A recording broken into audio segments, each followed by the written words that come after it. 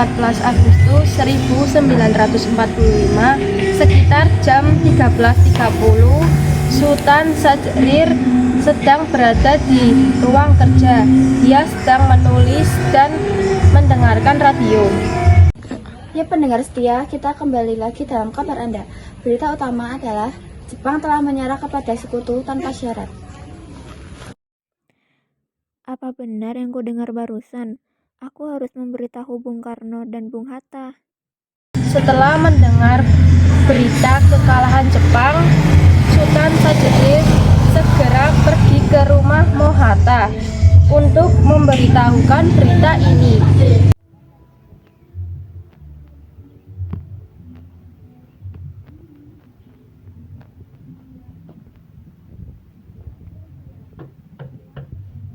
Assalamualaikum. Silakan masuk Syahrir. Maaf, rumah saya begitu sederhana. Tidak apa. Bung Hatta, bagaimana soal kemerdekaan kita, Bung? Bukankah soal kemerdekaan sudah diserahkan pada PPKI? Tapi menurut saya, bukankah lebih baik kemerdekaan dilaksanakan tanpa melalui PPKI? Apa maksud Bu Syahrir berkata seperti itu? PPKI adalah buatan Jepang. Jika kita merdeka melalui PPKI, sekutu menganggap Indonesia buatan Jepang. Sebaiknya kita segera memproklamasikan kemerdekaan kita atas nama bangsa Indonesia, selagi kita masih dalam masa vacuum of power. Vacuum of power. Saya dengar dari radio bahwa Jepang telah menyerah pada sekutu. Itu artinya Indonesia sedang berada dalam masa kekosongan kekuasaan. Jadi ini adalah kesempatan kita untuk memproklamasikan kemerdekaan sebelum sekutu datang. Saya setuju, tapi apakah Bung Karno sependapat dengan kita? Bagaimana kalau kita hubungi Bung Karno terlebih dahulu? Ide yang bagus.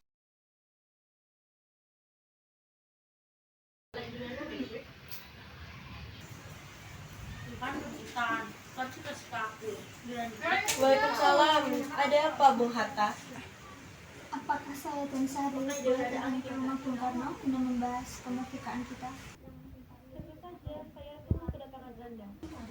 Terima kasih. Assalamualaikum.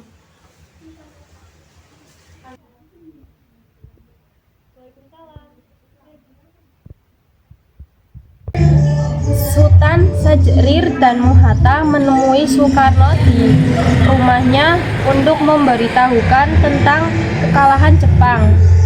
Syahrir mendesak untuk mempercepat proklamasi, tetapi Bung Karno menolak. Assalamualaikum. Waalaikumsalam. Silakan masuk. Terima kasih. Ya. Duduklah. Terima kasih. Ya. Mengapa kalian datang kemari? Apakah ada masalah? Ada berita penting yang Syahrir akan sampaikan. Berita apakah itu, Syahrir? Saya dengar Jepang telah menyerah pada sekutu. Bagaimana jika kita menggunakan kesempatan ini untuk memproklamasikan kemerdekaan agar Indonesia memiliki kepemimpinan yang baru? Saya tidak bisa bertindak sendiri karena semua itu adalah hak PPKI. Alangkah janggal bila saya bertindak sendiri memutuskan kemerdekaan Indonesia tanpa melalui PPKI yang saya ketuai. Tapi Bung, Maafkan saya, Syahrir, tapi memang kita tidak boleh gegabah. baiklah kalau begitu kami permisi. Mari Bung Hatta, mari. Mari. 15 Agustus 1945, di rumah Bung Karno berkumpullah golongan muda yang dipimpin oleh Wikana, Soekarni, Darwis, dan Hoirul Saleh. Mereka mendesak Bung Karno untuk segera memproklamasikan kemerdekaan Indonesia. Ayo Bung, malam ini juga kita bubarkan revolusi. Kita harus segera merebut kekuasaan, Bung. Kami siap mempertaruhkan jiwa kami, Bung. Jika Bung Karno tidak bertindak cepat, maka akan ada pertumpahan darah dan pembunuhan besar-besaran esok hari. Potonglah leherku sekarang, tidak usah menunggu esok. Sudahlah, tidak ada gunanya Anda bertengkar. Mari duduk kembali dan bicarakan baik-baik. Karena Anda tidak boleh gegabah. Lalu, mengapa Anda tidak melakukannya sendiri? Mengapa malah meminta Soekarno? Saya hanya mengingatkan Bu, jika kemerdekaan Indonesia tidak dilakukan malam ini, Rakyat akan membunuh orang-orang yang dicurigai sebagai pro Belanda seperti orang-orang Ambon. Karena benar, Bung. Lagi pula, mengapa kita harus menunggu Jepang untuk memerdekakan jika kita bisa mewujudkan kemerdekaan itu sendiri? Kekuatan kita tidak sebanding dengan kekuatan Jepang dan sekutu. Kita tidak akan bertahan setelah merdeka tanpa bantuan mereka. Yakin, Bung, kita bisa. Kita bisa. Benar, Bung. Kita harus segera laksanakan proklamasi. Benar, Bung. Cepatlah.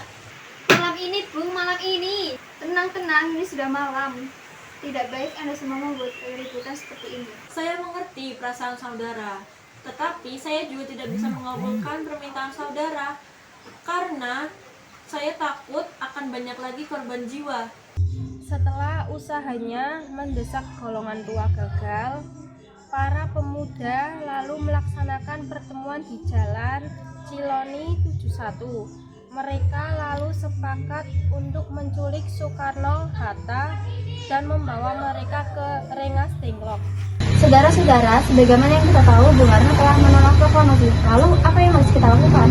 Kita culik Bung Karno dan Bung Hatta, lalu kita desak mereka untuk segera melaksanakan proklamasi. Ya, kita bawa keduanya ke suatu tempat dan kita bujuk mereka. Itu benar. Dengan begitu, Jepang tidak bisa mempengaruhi mereka. Tapi kemana kita akan membawanya? Rengas Dengklok! Rengas Dengklok itu luas. Di mana kita akan menempatkan keduanya? Akan menghubungi Suparno untuk hal ini. Assalamualaikum. Waalaikumsalam. Ada apa, Darwis? Kami akan menculik Bung Karno dan Bung Hatta untuk segera melaksanakan proklamasi. Apa? Menculik mereka? Iya, dan kami sepakat untuk membawa ke Rengas Dengklok. Bisakah kamu memberikan keamanan kepada kami dan mencarikan tempat untuk menyembunyikan Soekarno-Hatta? Tentu, saya akan mengamankan Anda semua untuk tempat nanti kita pakai rumah Jiao Kisong. Baiklah, terima kasih Suparno. Sama-sama. Suparno setuju dan kita akan ditempatkan di rumah Jiao Kisong. Kapan kita akan menculik Bung Karno dan Bung Hatta? Secepatnya. Besok subuh, Anda setuju? Pukul 4 bagaimana? Keesokan harinya, 16 Agustus 1945, pukul 4, rombongan pemuda menculik Bung Hatta untuk dibawa ke Rengas Dengklok tanpa pengetahuan golongan. Assalamualaikum. Waalaikumsalam. Mari Bung, Bung Hatta harus ikut kami. Mau dibawa kemana aku ini? Lagi pula mengapa kita harus pergi? Rengas Dengklok, ini sudah menjadi keputusan pemuda. Selain itu, rakyat akan menyerbu kita, Bung. Bicarakan jika itu benar, kita tidak bisa melawan karena tentara Jepang di Jawa masih utuh. Ini sudah menjadi keputusan kami, Bung, dan Anda harus tetap ikut ke Rengas Dengklok. Ini demi kebaikan Anda, Bung. Ayolah, Bung, waktumu hampir habis. Baiklah. Rombongan pemuda juga menculik Soekarno. Soekarno bersedia ikut dengan rombongan pemuda ke Rengas Dengklok jika anak dan istrinya diajak pula. Assalamualaikum. Ya, ada apa? Anda harus ikut kami ke Rengas Dengklok. Untuk apa saya ikut dengan kalian? Ini sudah jadi kesepakatan para pemuda, Bung. Kami akan membawa Anda untuk ke Rengas Dengklok. Jadi kesepakatan para pemuda, Bung. Kami akan membawa Anda dan Bung Hatta ke Rengas Dengklok. Tidakkah kalian memikirkan bahwa aku juga mempunyai seorang anak dan istri? Apakah kalian tidak memikirkan mereka? Ada apa ini, Kang Mas? Mengapa banyak orang? Guntur sangat takut mendengar suara kalian. Ini loh nih, Mas. Ada pemuda-pemuda yang akan membawaku dan Hatta ke Rengas Dengklok. Untuk apa, Kang Mas? Untuk menjauhkan Bung Karno dan Bung Hatta dari pengaruh Jepang, Bu. Lalu bagaimana denganku dan Guntur? Kalian mau meninggalkan kami? Benar, aku tidak mau berpisah dengan istri dan anakku. Jika kalian ingin membawaku, maka kalian juga harus membawa mereka. Baiklah, Bung. Kami akan membawa Anda dan istri Anda, tetapi kita harus pergi sekarang. Baiklah. Rombongan pemuda yang membawa Soekarno dan Hatta tiba di Rengas Dengklok. Bung Hatta telah sampai terlebih dahulu sebelum Bung Karno. Keduanya dibawa ke ruangan di dalam rumah Jiao Kisong. Sebenarnya apa mau kalian sehingga saya dibawa kemari? Anda dan Bung Karno harus segera melaksanakan proklamasi.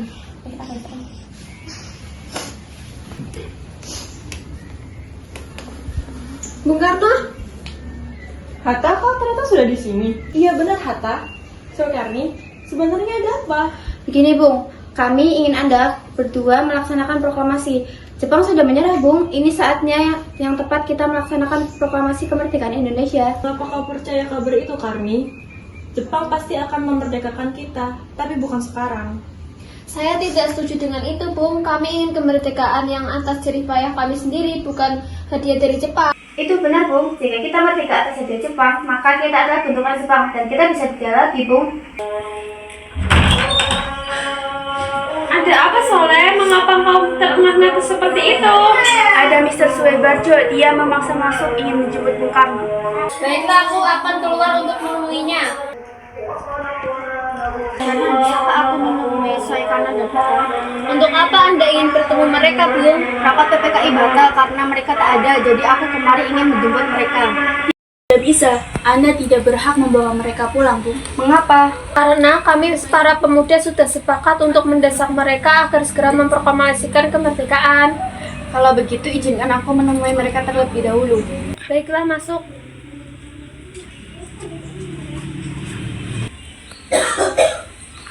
Ada apa, Suebarjo? Rapat PPKI batal. Selain itu, saya ingin menyampaikan bahwa Jepang telah menyerah kepada sekutu. Oh, ternyata berita itu benar ya? Iya, Bung. Bukankah saya dan Syari sudah memberitahu kepada Anda, Bung? Maaf, tapi saya tidak percaya dengan Hatta. Kalau begitu, tunggu apa lagi? Mari kita memproklamasikan kemerdekaan kita. Benar, Bung. Iya, memang sebaiknya begitu. Baiklah, saya akan menuruti permintaan kalian. Bolehkah kami pulang? Guntur sedang menunggu kami di rumah. Benar, bolehkah saya membawa Bung Karno dan Bung Hatta, Wikana? Tidak! Saya berjanji akan menjaga mereka dengan taruhan nyawa saya. Apakah aku bisa memegang janjimu? Ya, tentu saja. Baiklah kalau begitu. Terima kasih. Sesampainya di Jakarta, 16 Agustus 1945, pukul 4, Soekarno mengantarkan anak dan istrinya pulang. Terlebih dahulu sebelum beliau memutuskan naskah proklamasi para pemuda. Kita sudah sampai di Jakarta, Bung. Mari kita ke rumah Laksamana Maeda untuk membahas proklamasi. Baiklah, tapi tunggu. Aku akan mengantarkan istri dan anakku pulang terlebih dahulu. Silahkan, Bung. Kami akan mengantar Anda. 17 Agustus 1945, dini hari, setelah sampai di rumah Laksamana Maeda yang terletak di Jalan Imam Bonjol nomor 1, Bung Karno pergi menemui Nishimura agar merubah status dan keadaan di Indonesia. Namun Nishimura tidak mau, sehingga kembali ke rumah Laksamana Maeda. Di ruang makan dalam rumah Laksamana Maeda berkumpullah Insinyur Soekarno dan Dr. Andes Muhammad Hatta, Ahmad Soebanjo, Soekarni, Sayuti Melik, dan BM Diah untuk merumuskan naskah proklamasi. Saudara-saudara, bagaimana dengan isi naskah proklamasi kita? Kami, bangsa Indonesia, menyatakan dengan ini kemerdekaan Indonesia. Baik, sudah saya tulis. Saudara-saudara, bagaimana dengan isi proklamasi kita? Kami, bangsa Indonesia, menyatakan dengan ini kemerdekaan Indonesia. Baik, sudah saya tulis. Lanjutannya, Bung, hal-hal yang mengenai pemindahan tidak. Lanjutannya, Bung, hal-hal yang mengenai pemindahan kekuasaan dan lain-lain dilaksanakan dengan cara seksama dan dalam tempo yang sesingkat-singkatnya. Jakarta 17/8/05, mewakili bangsa Indonesia. Ya, sudah selesai. Apakah ada yang sudah setuju? Lalu, siapa yang akan menandatangani naskah ini? Bagaimana kalau naskah ini ditandatangani oleh semua yang hadir? Saya rasa jangan terlalu banyak. Menurut saya, Bung Karno dan Bung Hatta sajalah yang menandatanganinya atas nama bangsa Indonesia. Setuju! Sayuti, tolong kamu ketik naskah proklamasi ini. Siap, Bung. Kapan kita akan melaksanakan proklamasi ini? Menurut saya, tanggal 17 adalah tanggal baik. Sebagaimana Al-Quran diturunkan tanggal 17, setelah itu dalam sehari semalam Orang Islam sholat sebanyak 17 rakaat, jadi bagaimana kalau hari ini Jumat lagi tanggal 17 Agustus? Setuju, Bung. Lebih cepat lebih baik. Pukul berapa kita akan melaksanakannya? Pukul 10 tepat, bagaimana? Setuju! Saya akan menyuruh Fatmawati untuk menjahit bendera merah putih dan tolong siapkan tiangnya. Baik, Bung. Tapi di mana kita akan melaksanakannya? Di rumah Bung Karno. Setuju. Ini naskahnya, Bung. Silakan ditandatangani. Baiklah.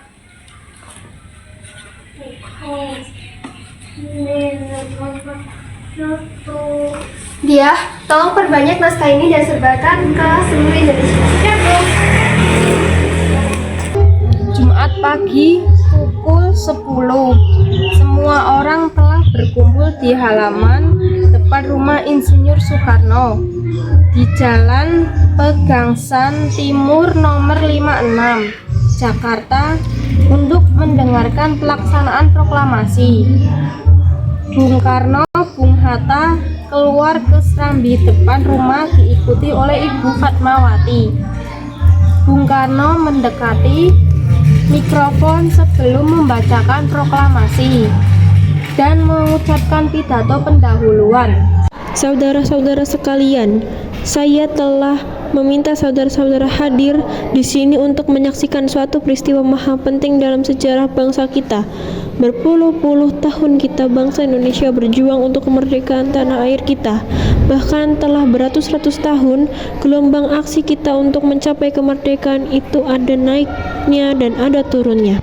Tetapi jiwa kita tetap menuju ke arah cita-cita. Juga di zaman Jepang usaha kita untuk mencapai kemerdekaan nasional tidak ada henti-hentinya. Di dalam zaman Jepang ini tampaknya kita menyadarkan diri kepada mereka, tetapi pada hakikatnya kita tetap menyusun tenaga kita sendiri, tetapi kita percaya pada kekuatan sendiri. Sekarang tibalah saatnya kita benar-benar mengambil nasib bangsa dan nasib tanah air kita dalam tangan kita sendiri. Hanya bangsa yang berani mengambil nasib tangannya sendiri akan dapat berdiri dengan kuatnya. Maka kami tadi malam telah mengadakan musyawarah dengan pemuka-pemuka rakyat Indonesia. Musyawaratan itu telah saya sekatan berpendapat bahwa sekaranglah datang waktunya untuk menyatakan kemerdekaan kita. Saudara-saudara, dengan ini kami menyatakan kebulatan tekad itu. Dengarkanlah proklamasi kami. Proklamasi kami, bangsa Indonesia, dengan ini menyatakan kemerdekaan Indonesia. Hal-hal yang mengenai pemindahan kekuasaan dan lain-lain diselenggarakan dengan cara saksama dan dalam tempo yang sesingkat-singkatnya. Jakarta, hari 17 bulan 08 tahun 45. Atas nama bangsa Indonesia, Soekarno-Hatta.